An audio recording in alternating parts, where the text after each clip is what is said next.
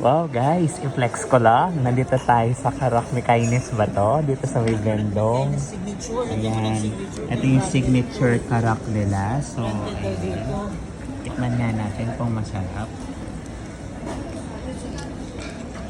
Legit. Wow, legit. Pero matamis. Sana pinaano lang natin ng medyo light lang yung tamis. So, ayan. Nag-order kami ng Karak na signature nila. Ayan, masarap naman siya. Ito yung pinaka-shop nila dito sa Bendong. Ayan, maliit lang siya pero may mga seating capacity naman siya. Ayan. Wow, ang sarap. Kain po tayo. Meron din po tayong cheese. Ano ba tawag dito? Yun na yun. Sandwich. Thank you. May God be the glory.